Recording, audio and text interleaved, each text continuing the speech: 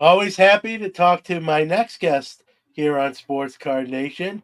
He's a good. I consider him a very good friend of mine, and whether it's in person or this method, I always love talking to him. I like him because he's like me, gives you the straight scoop, like it or not, and that's always refreshing. And so, none other than rookie card specialist Victor Roman. Welcome as always, Victor. Thank you, brother John. It's always nice that to be on with you, and at least you got the memo for the gray T-shirt. So we're doing good so far. Yeah, yeah, yeah. We're matching. We're matching. So you're better looking than me. There's nothing I can do. I would agree. There, I would just agree. gets worse each day. So it is what it is. Well, let's start off with this. You watched a live video. I don't know if you watch it live, but it's a live uh, YouTube show, 5 hours, I think, on Friday nights. Because I'm Carlos, and on that, we're both obviously part of Hobby Hotline, and they did like a 20 minutes, and they kind of critiqued our show and things they liked and didn't like. I'll say this, Victor. Watching that, you didn't really tell me what to expect. You said, "Hey, check this out, Newman," and just so see what you think.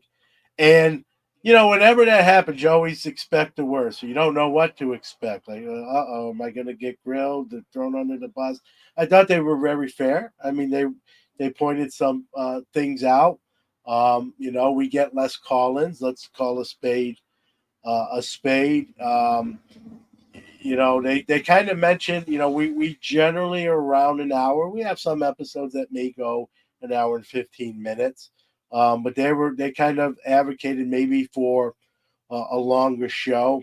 I'm not saying I agree with it. I'll kind of see what you say, but just piggybacking off that, obviously you saw it because you gave me the heads up. Kind of your thoughts.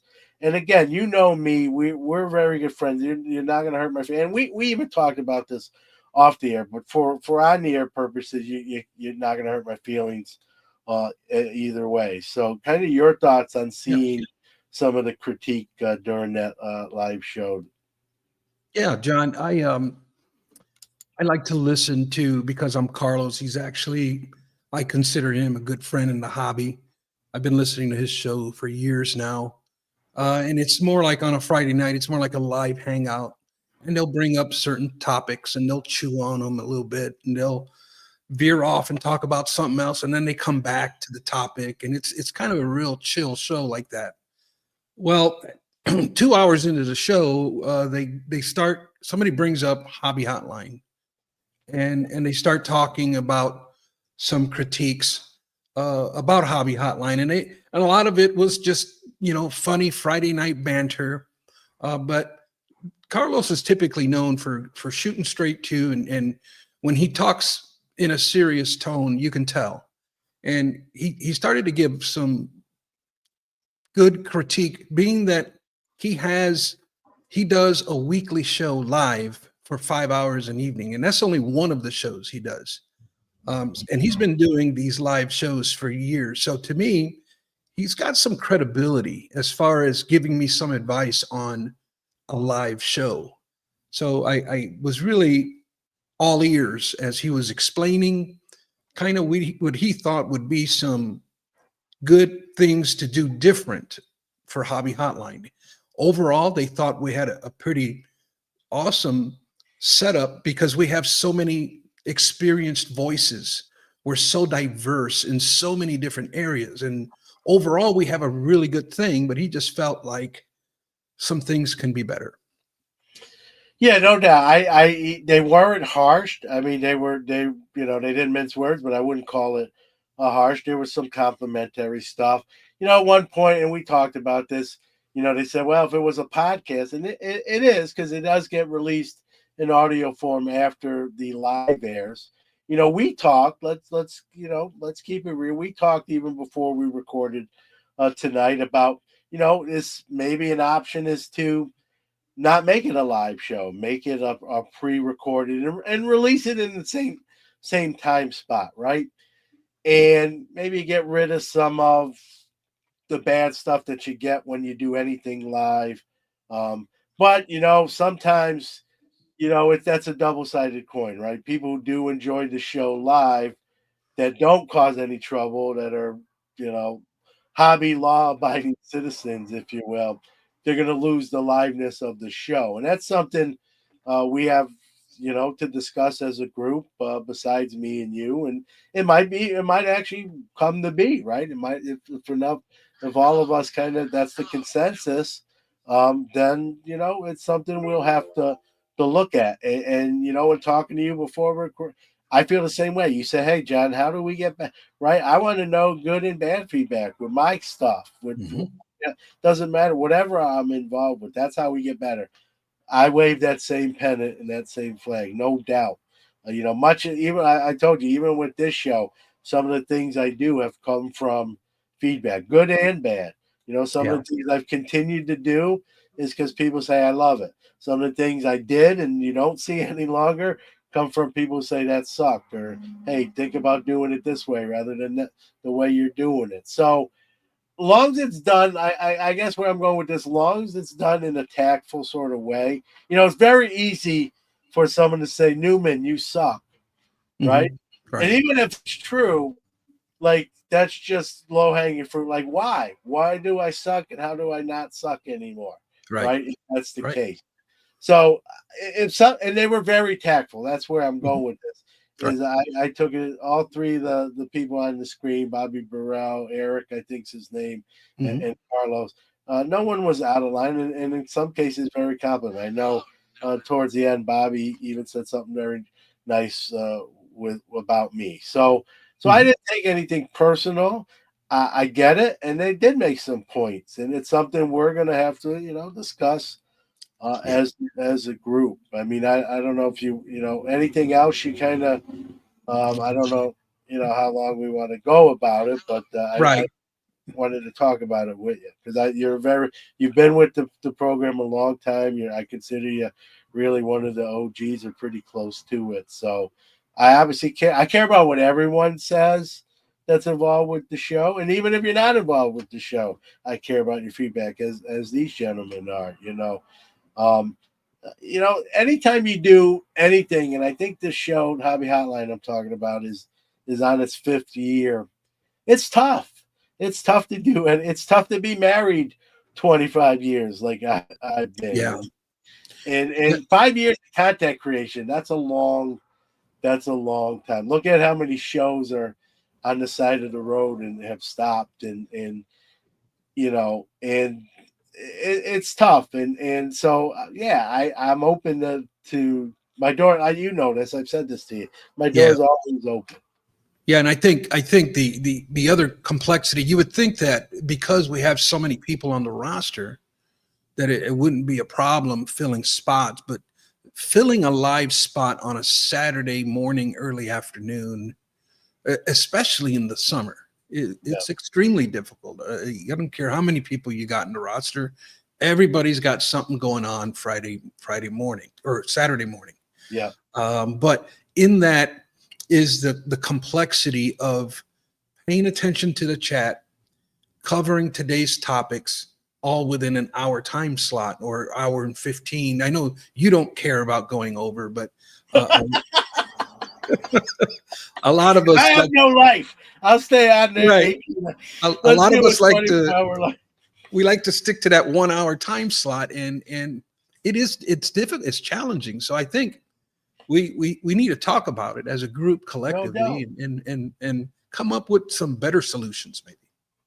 Yeah, no doubt. And it's something that will appear. We have a for those that listening that don't realize it. We obviously have a group chat room that we talk and conversate with. So that'll be in there for other people to chime in and maybe even come up with something different that we haven't batted around as I drop my mouse here. But No, and yeah, if anybody has like some good positive feedback like yeah, that, constructive criticism, right? Reach out to me or reach out to John, and we'll, yeah. Even if you're listening to this program and yeah. you're just familiar with Hobby Hotline, uh, you know what I mean. I'm not if. And I'll speak for you here, Victor. I'm not gonna bite anyone's head off as long as they're respectful. You can even say, John, I don't like when you do this, or I don't like when you do that. Right? I I don't like like when you listening. drop your mouse, John. Yeah, well, listen, butterfingers. Um, but better. I could drop a lot of worse things than my mouse. So Yeah, yeah, I'm thinking at that. But so I don't take that stuff personal. I'm not perfect. I never claimed to be, right. And that's how mhm, we get better. But I will say this, and we'll kind of close out this sort of segment for tonight. For this mhm. recording. I look at the show. Like I said, it's been about 5 years. I don't know exactly. I didn't. It's been about 5 years. We've had over 30 different people, either current members or former members. It's almost like I was telling you before we recorded. I almost is like Saturday night. It's almost like Saturday morning live, but it's almost like Saturday Night Live, where you get new cast members, people leave, people come aboard, and I'm proud of it. That there's been some dicey moments where we weren't sure the show was going to continue. We've changed the format more than once. We used to have at one point 2 people on, 4 people on. Now we've kind of settled at 3 people on. So the show has changed over the years. It's never been static, and it can change even further. And this might be some of the things that we just talked about might be changes that come down the turnpike, and that's how you evolve and stay relevant and stay interesting, and different things like that. So again, I God bless anyone that does a 5-hour live stream. I don't, on a Friday night. I mean, I don't, like I was telling you, like, I don't mean this. I just couldn't do it. Like, I just got Yeah, too many. I just got too much else going on. Like, could I do it every once in a while? Sure, but yeah. like every time, no way. I'm too old. Number one, I'm too old anyway. I would literally fall Yeah. asleep at some point during that. Like if it was me, you, and another guy, somebody would be like, "John, wake up, dude! Like, come 5 on, hours, man." that's just warming up for Carlos. He's a pro. He's a Yeah, pro. What can I say? yeah. But hey, I appreciate the feedback. I know you feel the same way, and like you Mhm. said, whether you want to reach out to Victor, myself, we're not going to bite your head off. Even if we don't agree, we might agree to disagree, or we might say, you know what, never thought of that. That's kind of interesting, or I kind of like that. You don't know unless you try or mention it. So, Mhm. for sure. So I appreciate you also giving me the head. You didn't know that was coming, right? You just happened No, to be I what? didn't. Yeah. Just I usually listen to them on a Friday night as I'm putzing around doing eBay listings or something, and I'll have them on the yeah. background. Next thing I know, they're talking about Hobby Hotline, and I'm going, okay. Yeah, well, listen. Hey, think about it this way too. I don't know if you feel this way, but like there's the old cliche, right? There is no bad publicity. Hey, they were talking about us on a 5-hour Yeah. live stream, right? So I'll take that Yep. for what it's worth. So, all right. So I know I've talked about this on Hobby Hotline. Speaking of Hobby Hotline, but I haven't had you on. You've been on the show, but you not since you've become an author of your book, and I obviously wanted to obviously promo that, and everyone knows you as the rookie card specialist. You kind of like you have your, and I agree with most of you, probably 90-95% that Hmm. we have to have rules. It's just the water's too muddy, and different things like that. When did you? Talking about your book, when did you first start? Like, how did this whole thing come about? When did like the light bulb go on and you said, I need to write a book? Yeah, that was as I started my YouTube channel in 2020. And in 2021, I decided to niche down and only specifically talk about rookie cards. Um, that's when I started to get feedback from my comment section or people reaching out to me personally, and that was I love the rookie card guidelines that you're speaking of. I think you should put them in book format for the hobby, and I heard that comment made, or I read that comment made several times until I finally said, you know what, that's not a bad idea, and that's when I started the journey And it took me a long time to write the book, to be honest with you. I did hit some walls like every writer does. And then at the same time, you're like, the book is probably a bad idea. But thankfully, um, I was challenged to finish the book, and I got it done. So I mean, you had you kind of alluded to it in what you just said. You had moments where you're like, can I do this? Or like, you know Yeah. what I mean? Yeah. What was it? Like, what was the, I don't want to say maybe hang-ups, not the, what was it that where the point you did get discouraged at, what was the thing that was getting you to that point? Well, it's one of them things where it's like a writer's block that happens to a lot of, and this is my first book. I've never written a book, so I'm not like a professional at this. I'm kind of learning as I'm doing it, but it's just one of them things where you work at it, and you put your thoughts down, and you're developing this book, but then I got to like chapter 6, and I didn't know where to go next with it.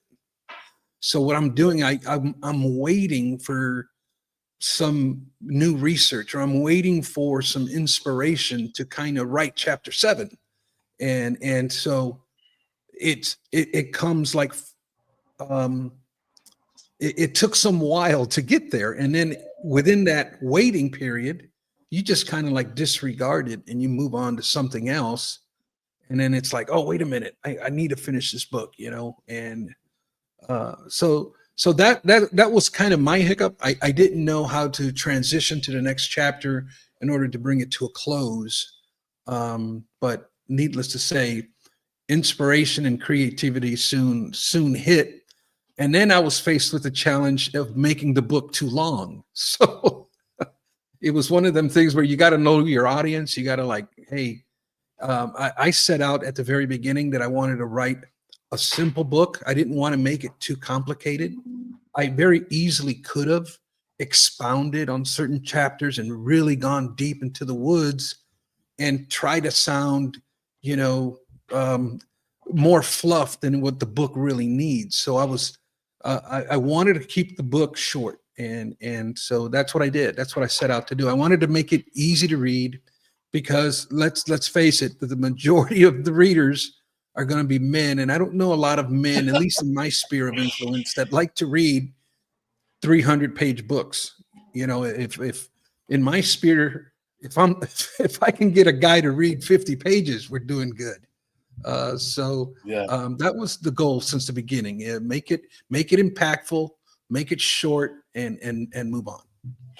I've had other authors on the show, Victor, and Yeah. I've had them tell me, like, what you see the final book. I didn't write it in that order. Like, I didn't write it. I wrote it, but it didn't. The final, what you see is me putting it together in final order, but I didn't write it in that fashion. Can the same be said with your book, or is what you see the kind of the order you wrote it in? I think the first half of the book, it was more like, because I have been writing and speaking about this topic since 2016.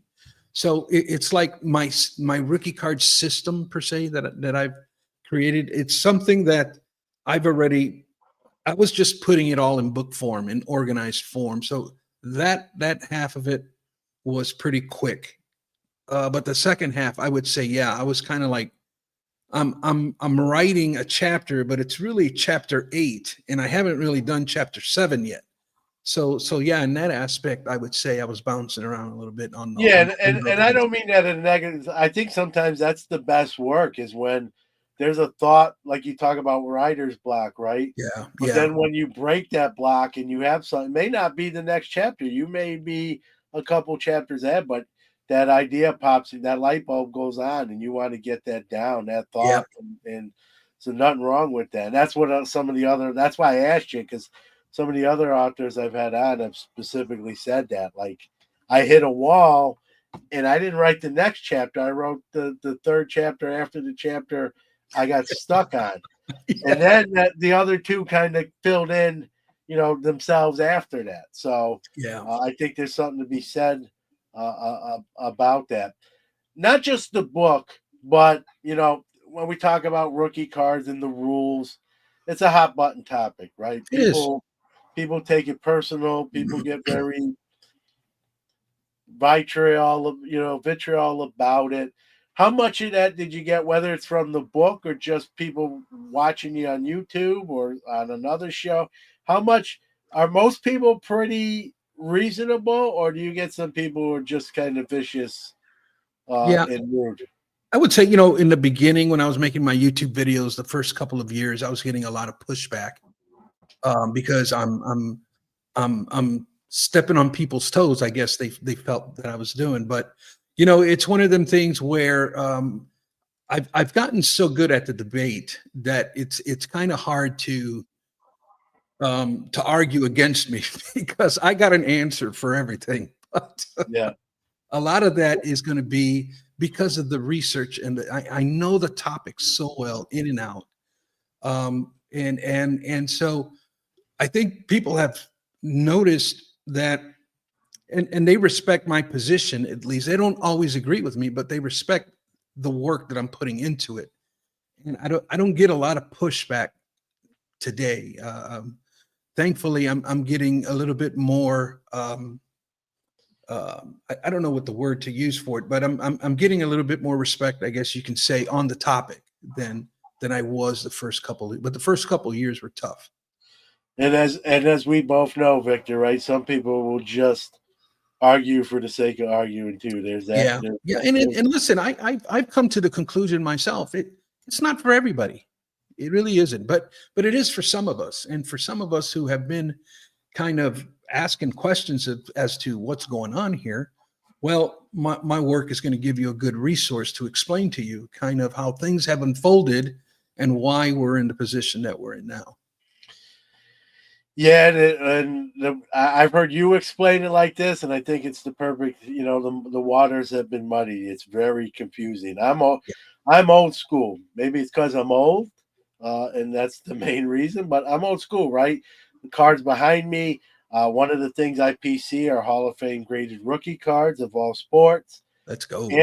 And I like that simpleness, right? There was one in most cases, not every case, but in most cases, depending on the year, right? There's one card to obtain. It was just what condition you wanted to get and how much you wanted to spend. And now a rookie now is going to have 300-400 cards or Yeah, more thousands, without. thousands. You're right, thousands A and current day player. crazy. I laugh because sometimes I get this question from whether it be at a show I'm set up at or someone messes me that listens to my content. Hey, I'm collecting Bobby Witt Jr. What rookie card should I buy? Mm, And I'm like, you know what my answer is, Victor? Because like you said, there could be 1,000. Like whatever one you really, really like. yeah, I know it sounds like a cop out, but you got 1,000 choices. Like yeah, to for me to pick one for you, like I can't even do that. Like, yeah, I like Bobby Witt Jr., so I just buy cards of his that I like, whether it be the aesthetic reason, whatever. You know what I mean? Whatever the driving force is. So I always answer that question kind of with a question, like whatever one moves your meter. That's what I say. Whatever yeah. one moves your meter. And you're There's not this. wrong. You're not wrong, right? You might like something that I don't, and vice versa. Neither one of us are wrong. That's Yeah. Yeah, So very chaotic the state of the rookie card is, and especially if you don't know the story of the rookie card or how it's yeah. evolved, you just kind of like throw your hands up, or you kind of just like, hey, whatever, man, whatever I like, or And whatever. here's the thing, Victor. You're not making up the rules. The rules were made. You're just saying let's Correct, follow the rules. correct. I'm shining a light on them and saying, hey, Yeah. guys, this is So, important. do you think Remember there's this? people? Let me ask you this, and this is your opinion, unless you can answer like where because do you think people think this is like a rule you're making up? You woke up one day, or do you know most people know that this is an actual like league and player association agreement at one point, or do they Right. think like Victor woke up and thinks he's the Yeah. hobby president and makes the new rookie rules. I bet you there's some people who don't even know these are based on actual agreements. And that's how come that kind of verbiage is always coming out of my mouth. And I Yeah, explain at least every other video, I'm explaining, guys, this isn't something I made up. There have always been rookie card rules in the Beckett magazines. Now, yes, they're a little outdated. They need to be freshened up. But at the same time, there's a legal side of things, and that's when the Players Association came in 2006. And all I'm doing is I'm kind of merging the two, marrying the two, and creating like a hybrid version of a modern day rookie card guidelines and best practices. It's nothing that I've created. It's just something that I'm implementing. And that kind of verbiage is constantly coming out of my mouth. yeah.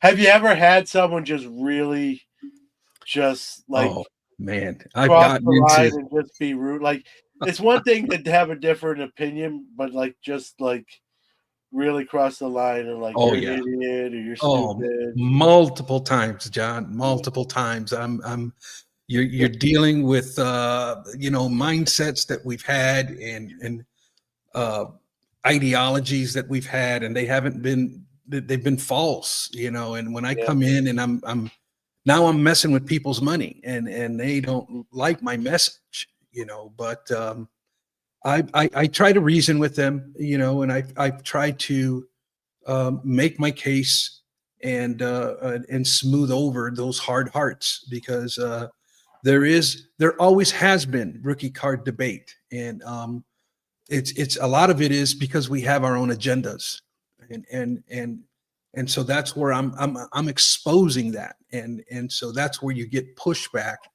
But I've kind of changed my approach, to be honest with you, on the advice of Dr. James Beckett, and um, he was one where it was like, Victor, you can't expect everybody to have a PhD in rookie cards. You have to meet us where we're at. You have to meet people where they're at, and you have to kind of not be so harsh around the edges, and then that's when I've kind of like, a couple years ago or so, I kind of changed my approach and kind of said, you know what? I started reflecting on what Dr. Beckett was telling me, and it was like, man, you know what? I think he's got a point. I'm getting a little too deep in the weeds, and I'm losing people. And then the way I'm presenting it, well, now I'm rubbing the fur in the opposite direction. And so I changed all of that in an effort so that my message can come across more friendly and more um, impactful. yeah. Well, you listen. You do maybe because I agree with you, but even besides that, I don't see. I think your approach is sensible.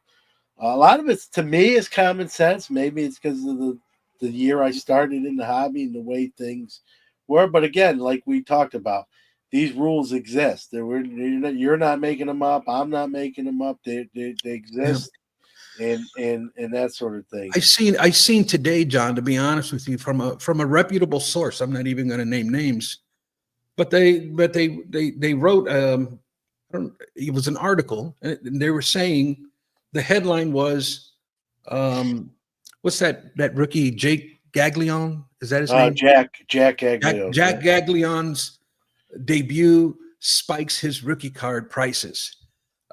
He doesn't have any rookie cards yet, Yeah. technically, legally. Oh, you're right. Well, listen, the last I knew, I might have missed a game or two. He was 1 for 18. So I Yeah, actually like Jack Caglione. I think he's going to be a good pro. Not off to a great start. I think they rushed him up a little bit, but that's a show for another day. but we But you're have right. been, You're right. There. yeah, we have forsaken the rookie card guidelines of old, and Yeah. the Players Association kind of took over, and we have slowly but very surely, subtly forgotten everything about them. And Yeah. now there's a point to where there's a large mass of people that are so ignorant to the topic, and that's like the older people, like yourself and others. You guys, you've been around, And so you kind of know that Yeah. these things do exist. But I talked to an ultra modern hobby collector, and some of them have these epiphany moments, like these big aha moments that what I'm saying and teaching has enlightened them so much, and the veils have come off, and they're so thankful for the information. But yet I have all others that are like, nah, man, that's for old people, it doesn't matter. Yeah, Hello. yeah, Well, listen, let's be real. I like Bowman, but Bowman is one of the perpetrators of really muddying the waters because yeah. they're producing card. You know it, and people listening to the show right now know it. And I get it, and I enjoy collecting some of them. I'm Yeah. gonna bash them on one hand and praise them. You know, they're producing cards.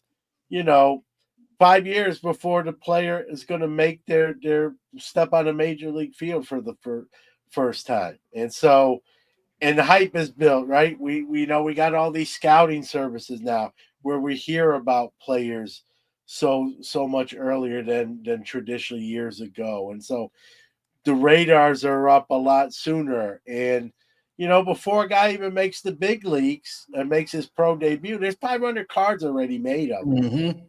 You know what I mean? So it's so different than the hobby that I grew up with, and I still love the hobby, but it's just the landscape and the terrain is so different. And I do love Bowman, but let's be real, if there's a wanted poster for what happened, they're the number one on the FBI's most wanted list. Yeah, When it comes yeah. to like ruining the rookie card.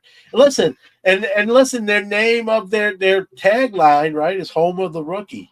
Hmm. Hmm. But technically they're not making rookie cards. So, I don't know if they're still using that, but yeah, for a long time they were the home of the rookie card. Yeah. maybe you guilted into like taking it off. I really Yeah. think that they should become more of, they should break away from MLB stuff, and they should just stick to, like, they should become like a minor league or like a prospect type product Yeah. only.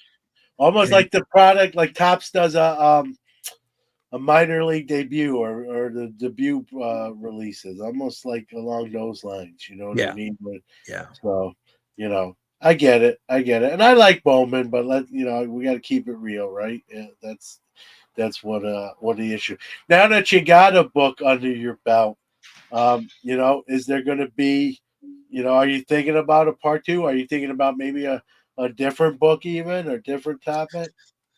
I would love to do a part two to this book, and the only reason why is because I was really cautious with this book as far as what I said, because I started pointing some things out from the Players Association, and I didn't want legal things coming at me. I didn't even include any images in this, not any like pro images, like actual cards, because I was speaking kind of harshly of the I don't want to say not the industry, but of the topic, and so I was really like, if I had a chance to do it again, I would do it again, and I would probably do a couple things differently, and yeah, we'll see what the future brings.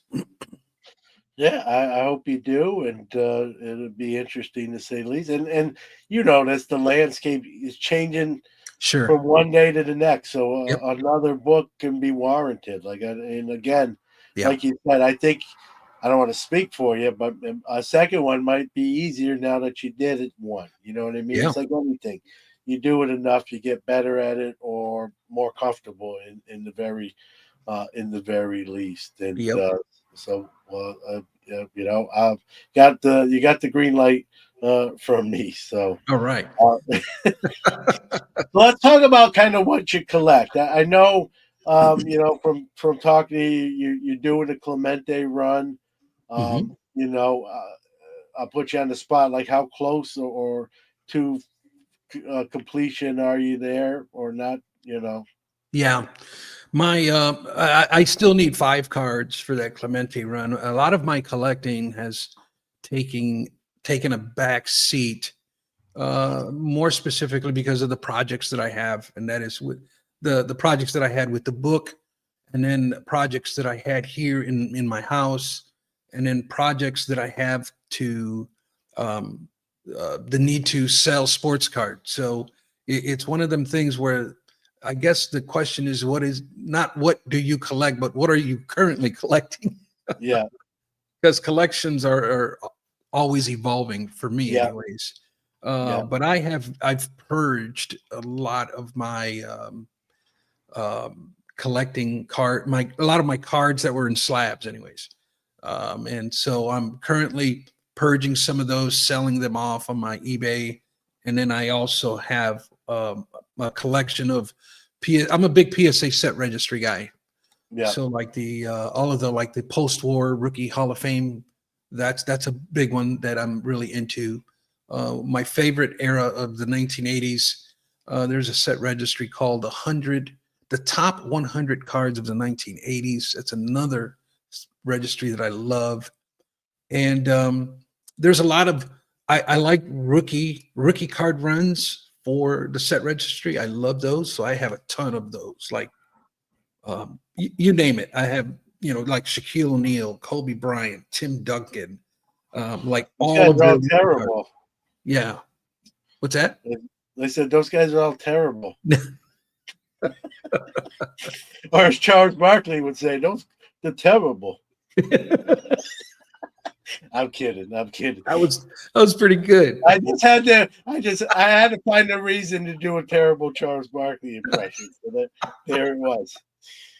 Yes, sir. So, yeah, you're right. That's what I love, rookie cards. Yeah.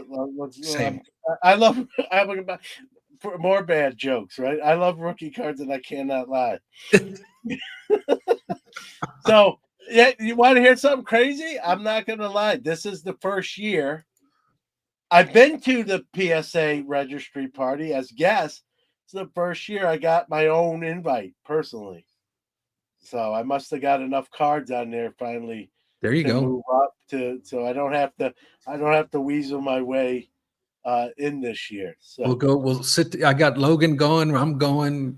yeah, save me a seat. Yeah, Save me we'll a get seat. you a seat. You know what else I like to collect, John? To be honest with you, and I don't like to be the old man on the lawn, but I like to collect ultra modern myself. Specific players. I typically like to prospect for future Hall of Famers. Yeah. So I Yeah. love collecting, cards of Jose Ramirez or Manny Machado or Aaron Yeah. Judge and that sort of thing. And also like players that inspire me. I've here recently, I've started a Caitlin Clark collection, a Victor Wembanyama collection. Now, Just because his name's Victor? yeah. No, it's players that I see something in them. I see that eye of the tiger, Yeah. and that's what leads me to collect their cards. Now, here's the caveat with my ultra modern collecting. It has to be base cards. I'm a base Yeah. card rookie card collector. All of the parallels and the fancies, you can have them. I'm good with the base rookie. Yeah, and again, man, we sound like we're very similar, right? So again, I do the Hall of Fame graded card rookies, all four major sports, but I too will dabble with some of the current players, right? I'm a big Bobby Witt Jr. guy. Good guy. He's one Yep. of the best players. I was in on him early, but there really is no such thing now because we hear about these guys so early. You can't really like take credit anymore for like, oh, I knew about him before anyone else did, right? Because you really can't anymore. You used to be able to do that. Football. I'm a big football guy too. So Marvin Harrison Jr., Brock Bowers are guys I kind of PC when it comes to like current. So as much as I like vintage and I'm heavy vintage, it's probably 70-30, 80-20. I still do because I'm a sports fan. I'm in Right. fantasy leagues. I'm watching games. And I want, we still have that connection, right? Like, Mhm. while I love the vintage like you do, those careers are done, right? I still want some connection to To- something I'm currently Yeah. watching. And like you said, what a player moves your meter, inspires you. They do Hmm. some great things, and you're like, hey, I want to collect this person. Yep. I think that's the beauty of the hobbies because we can pick and choose, who we want to collect, and then if we change our mind, we can just move and pivot in a different direction. Yeah, and it's a good feeling when the player meets that expectation, Yeah, and it's you're like sitting. listen, let's be real. It's like buying a stock early, and Yeah, it hits right. The and it company starts hits. It just out. brings a smile to your face when that. Yeah, it's like it's almost a little like day trading, right? And Yeah. so you mentioned selling some stuff. Is eBay like your main platform where you move some stuff, or where else might you move cards on? Yeah, only eBay, or a local card show or something. I'll take stuff to trade or sell, but that's about it. Yeah, I don't get too serious into it. I got so many irons in the fire. I can't really dedicate too much time to any one thing. I have to keep all the plates spinning. You know how it is. Yeah, But yeah, yeah, that's eBay's the main, anyways. Let's just say. I'm in your card room. Like, how organized are you? If you say I have this card and I know right where it is, are you that Yeah, streamlined? I'm that guy. Yeah. I can take you right to any card. Yeah. Well, that's good because I think I'm pretty close. There might be some exceptions Yeah. to the rule. It took me, you know what I used to do, Victor? It used to make my son mad. He used to help me at shows. He doesn't now, but I don't do this anymore. Yeah. I used to pack up, like when the show's over and I'm packing up my inventory to leave.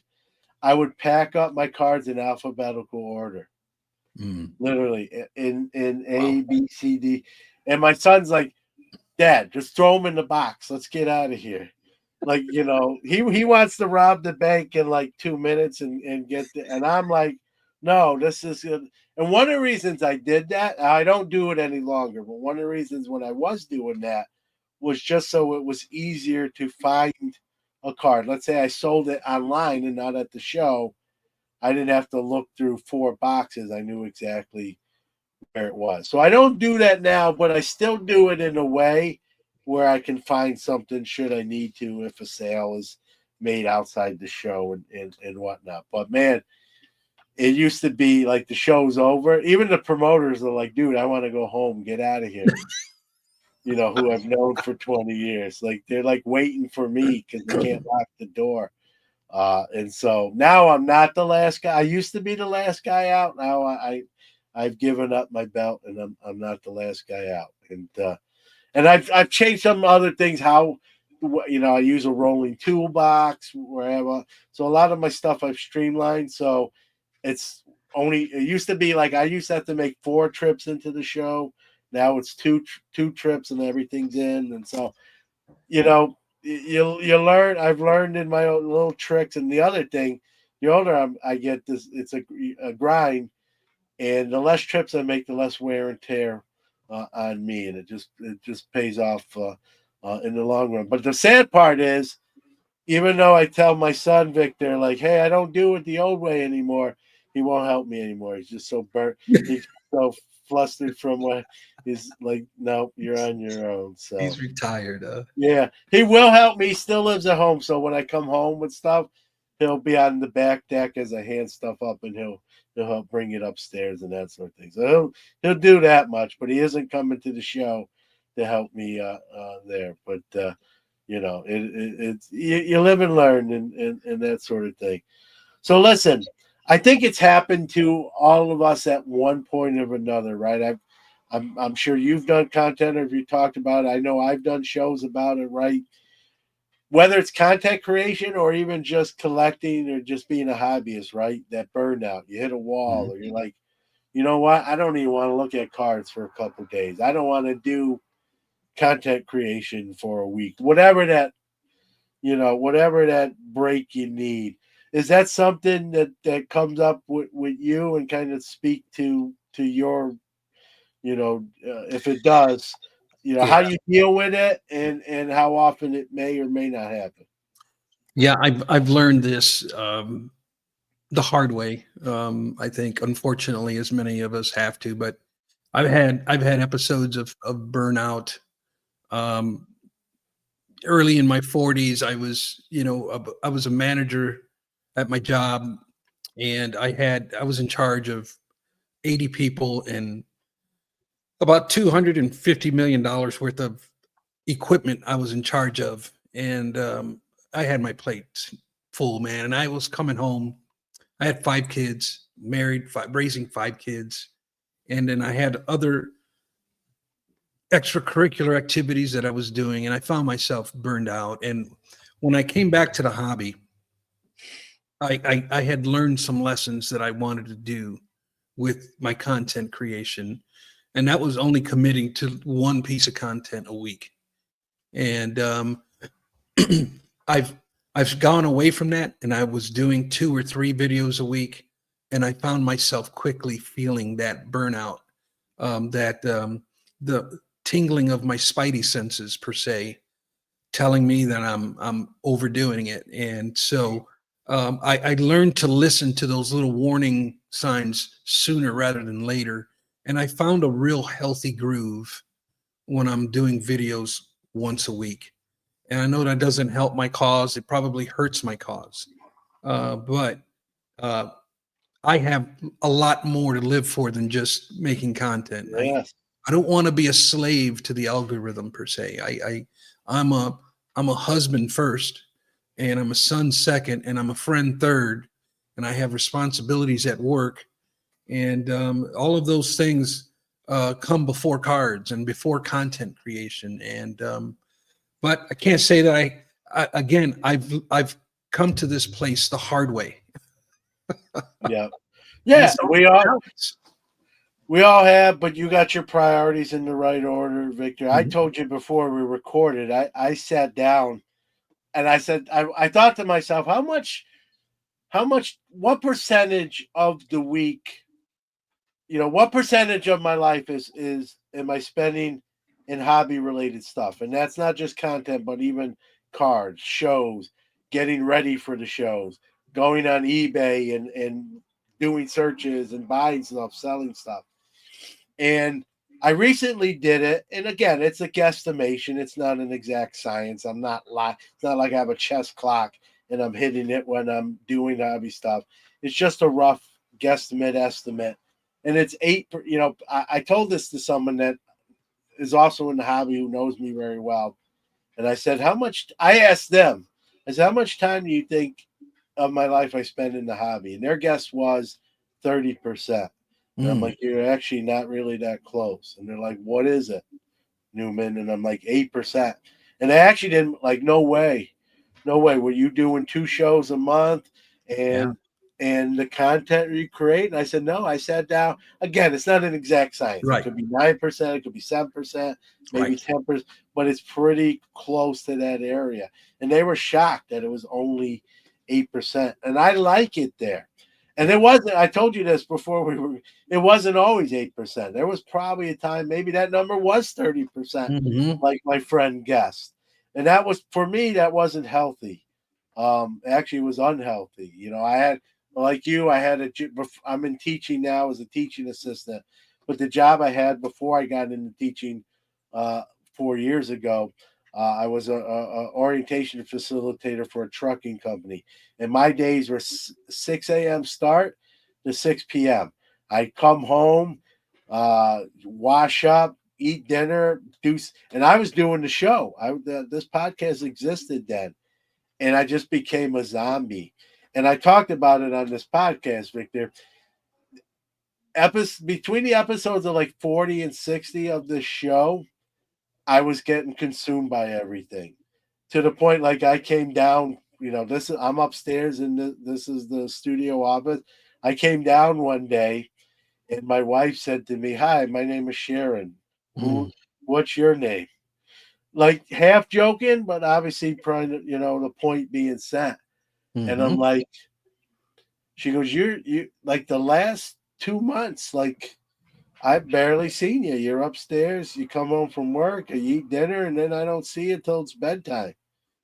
And I gotta be honest with you. I didn't even realize, like, it's sad to say, I'm honest. I'm not proud of it.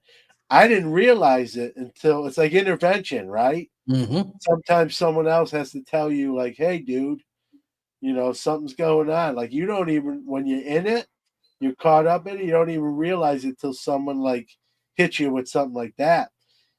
And that light bulb went on. That like hit me like a ton of bricks. And then I just made a point. I felt bad. Like I'm not gonna lie, I didn't even realize it. I didn't feel bad, but then when I heard that, I felt terrible because I'm not that guy, but I was that guy. But I didn't want to be that guy. But I didn't realize I was being that guy to be. So I changed some things. I set a schedule. I set some limits, and since then everything's been better. And but had my wife not made sort of a backhanded, funny send a message that way, like, hey, Hmm. who are you in my house? That you know, That's that, maybe I would have continued down that path. I think the longer you do something, the harder it is to get out of that rut, if you will. yeah, you displayed a lot of wisdom there, John. And when I look at it and think about how many content creators has entered the sports card space in the last 5 to 7 years, many come in, but they don't last very long, and it Yeah, very possibly could be just that balance. There's the priorities are out of order, things become stressful, and they just quit making content. And so, yeah, man, you got to be. You've got to be. I don't know how some guys do it, to be honest with yeah, you, but same, I think same. the key to long and longevity um, is balance, and finding that balance Yeah, that works best for you, right? and I got to be honest with you. Let's say my wife didn't do that, and maybe I continue. Like I enjoyed doing the content. I'm not. I don't want to be disingenuous, but I think I enjoy it more the way I do it now because I'm not doing as much, and so sometimes absence makes the heart grow fonder. If you're doing something all the time, I don't even care what it is. It could be something you love. Like I love pizza and wings, but if I ate it every day, right? Right. Number one, I'd look even worse than I do now. But number two, right? You wouldn't appreciate it more or as much as you do. You get sick of it, Yeah. right? And and looking back at that sort of time of the show, like I guess I didn't really enjoy it as much as I thought I did in the moment. Like it was like, hey, I got to get more guests. Who's the next guest? I got to chase. It was a little harder getting guests at that point in the show than it is, let's say, today. So Yeah. so it's more enjoyable today than it was during that small period of time. And I'm glad my wife, in the way she did it, she wasn't rude. She did it. The message got sent the I saw the light and made some changes and then for everyone's benefit, including my own. And like you said, your husband, a father, Yeah. an employee, a friend, all those things, whatever. But there's an order to that. Yeah. There's when people say in no particular order. Well, with priorities, there is a particular order. Yeah. You Yeah. can't say in no particular order. So I was sort of, I don't want to say completely losing the order, but I was along going down that path, let's say, you and know. and really, like, you weren't doing anything wrong per se. When you look at Yeah. it, you weren't like, It wasn't malicious. right, It but wasn't me saying, hey, I don't want to spend time with my wife. I'm just going to hide up here. too much of anything Yeah. can become bad, and it's Yeah. one of them things where, had you didn't have that epiphany moment with your wife, it could have affected your marital relationship, man. And Yeah. that's how I serious think this it stuff would have. is. I Yeah. think that's why she said it, Victor. Yeah. She was there, I man. She was like, I hey. think he was like, if I don't say something now, this is just going to continue and Yeah. get worse, and then I'm going to get maybe even more mad or resentful, and then I won't even care, and then we'll grow apart. Blah blah blah. You know Man, how yeah, yeah. you Thank God you hear. found Listen, I told the story. I'm not going to retell the story here. But I had a dealer acquaintance of mine that I set up with, who was doing shows. I would do one or two a month. He was doing shows every weekend, and he was missing kids' recitals and his kids' little league games. He had a daughter and a son, And he was telling me like, yeah, my wife's at this, and I'm like, you're missing that. He's like, yeah, I'm doing this. I'm here at the show, and I'm like, man, you better be careful. And I told him, you better be careful. And he would say, my wife's peeved at me, or I'm in the doghouse. And then, he got served papers. He's divorced and ruined, Yeah. and he chose. I mean, I hate to say it like this, but he chose cards over his family. And Wow. maybe it's not as simple as that, but in a sense, that's kind of what happened. And you can't get that back. You can't put the genie back in the bottle. You Right. can't go to an event that you missed it already and redo it. There's no DeLorean and time machine. Yep. And then your kids resent you, right? Oh, Yeah. my dad was never at any of my games. My dad didn't come to my dance recitals, and then now you got to repair that. And even in repairing it, right? Is it ever going to be, great? Probably not, and there's going to be some sort of resentment. So, and I tried that, I'm like, hey, man, like, take a week off and do stuff with your family. He's like, I Yeah. love this. I love this stuff. And I'm like, listen, I love this stuff too. We're in the same team, but like, you're getting to that point where the scales And get and right there, John, I like to call those a telltale sign. yeah. If But it's an the addiction. Like I tell people, like hobby can be addicting in yeah, a good way and a bad way. in There's a a bad way. One there- trigger for me that I start to recognize that I need to unplug is like when I'm listening to other content creators on sports cards, and just like I feel irritated about everything that I'm hearing.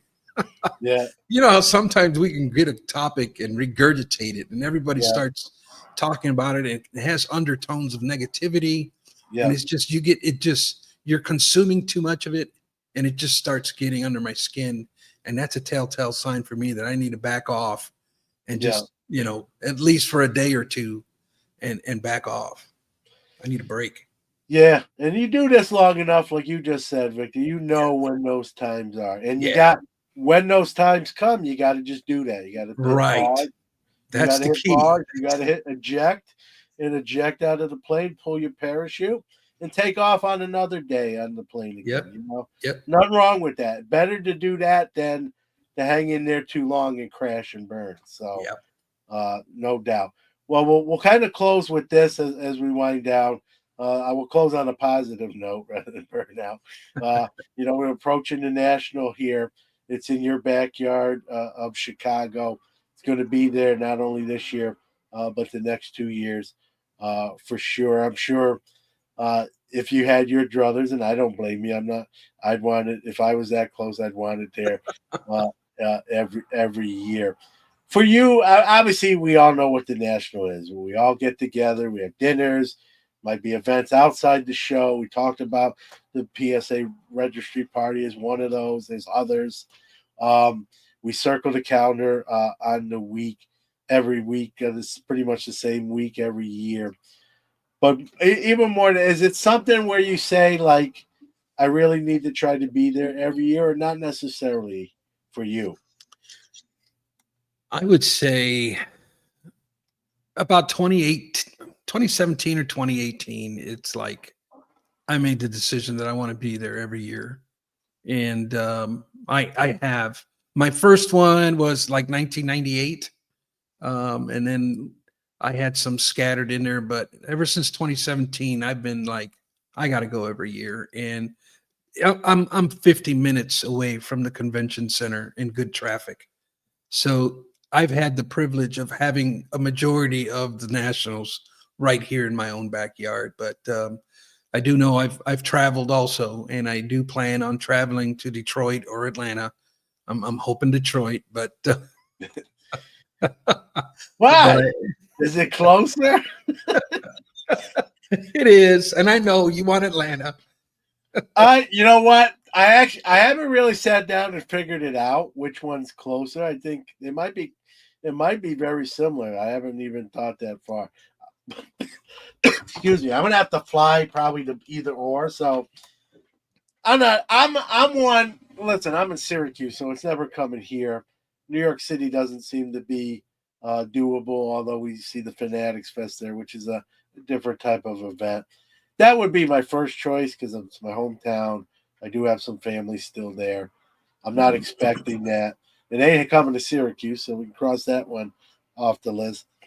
I like Atlantic City and Cleveland. I know most don't. Let's be full transparency. I like both of those venues because I can drive to them in my car. Selfish, it is what it is. The same reason like you like Chicago. Nothing wrong with that. That's just common human nature, common sense. But other than that, I kind of I'm thinking, man, if I lived in California or Oregon or Washington State, I'd like to see it come out this way a little bit closer to me. So I try to be the fairness guy as much as I can. So I'd like to see that sort of move around the country. What I don't want to see, Victor, is what I've heard at different points. Like, hey, there's going to be two nationals now. It's been a rumor, whispered. I don't think it's going to happen, or at least not right away. But I think if they ever did two nationals, the bloom would sort of come off the rose because I can't do both. At least speaking for myself. Mm-hmm. And then you got to be like, which one am I picking, right? And then I've heard other things. I'm sure you've heard all the same stuff. Oh, there's going to be two nationals. One's going to be a vintage heavy national, and one's going to be a more modern day dealer national. And we both just talked about, a little while back. We collect both of those. So now, like, what if I want to just go to one show? But they're both those niches won't be represented in the same fashion. So again, I'm old school. I want one national, right? We have one Super Bowl every year. We got one World Series, one NBA Finals. When Yeah. we have a World Cup every 4 years, it's every 4 years. It's not two in one year. So I don't want to see two. I've heard talk of that. It doesn't look like, at least for the next 3 or 4 years, that's going to be the case. You just kind of your thoughts on there, and I'm sure you've heard some of that stuff. Yeah, I know. I heard that Amazon bought the convention center in Cleveland. I didn't fact check that, but I think I heard that recently. So I don't think it's ever going to be at Cleveland again. But I would love, I, I would love to go see the one in Detroit. Yeah, I haven't been to Detroit in a really long time, and I haven't been to Detroit since I was a kid, to be honest with you. And I would like to check that out. But yeah, I like it moving around myself. To be honest with you, I like traveling to the show, and it's part of the fun, man. yeah, and I know with Chicago, it is right, pretty much almost dead center. Like I wouldn't even be opposed. Like, hey, Chicago, then another city, then back to Chicago. Like Chicago every other year type of deal, Hmm. and then Hmm. every other year another venue as well. I think that would be a fair compromise as well. So so you're saying that's going to be the convention center Cleveland's going to be an Amazon warehouse? Yeah, that's what I heard. Yeah, that's a Yeah, big warehouse. yeah, There's a lot of product that'll fit in that building. yeah, Yeah, but listen, as we both know, right? The greatest week in the hobby, as I always say, it's fun. We it get is. to meet people for the first time. We get to meet people again. We get to buy some cards, and there's not a whole lot of bad things. If you have a bad national, I'd ask you like, what happened? You know what I mean? Right, What was it that caused? I've gotten better. I always try to pick up two, three, four. I call them bigger type cards. Everyone's definition of bigger cards might be different depending right, on budget. For me, bigger's four figures. Um, Sometimes the first few years of me going to national, I was struggling early and having to like last minute pick up a couple. The last year or two, I did a better job at like kind of finding that stuff early, and like that, you know, pressure. If the pressure you put on yourself, kind of relieve that pressure. So I'll have a list this year of, I kind of go in a list, me personally, 3 to 5 cards and try to get 2 to 3 of them. I'm not going to get all five. And obviously, you know this, you buy other stuff not on your list that maybe is a little Yeah. lesser value. But when I say bigger cards, you know, I'll go in with a list of 3 or 5 with the goal of trying to get 2 to 3 off that list, and done a better job the last couple years than the previous 3 to 4. So hopefully keep that trend going. But as always, you know, looking forward to seeing you and others, and Yeah. having fun and dinners and laughing and doing bad impressions and jokes and all that stuff that comes with it. So, Yep. Victor, as always, this is always a blast. I always give the guest kind of the final word. Give out your socials. Also, plug your book where people can pick that up before part 2 comes out. Yeah. Thanks, John. You can find my book on Amazon, True Rookie Cards, and you can find me on excuse me, YouTube, or any social media platform for that matter, at true_RCS. And we are basically looking at the rookie card, looking at its past and present day status, all in an effort to better understand the future of this hobby icon that is the rookie card. It is chaotic, it is complex, but it is beautiful, and it is a primary pillar of our hobby. No doubt, well said. And if you Google rookie, I think Mickey Mantle comes up first, and then Victor Roman There you go. comes up second. I Pretty don't know sure about that's that. how. I'm pretty sure that's how it works. So, Victor, uh, always a pleasure. Thanks for making some time. Thank you, John. Thanks for having me.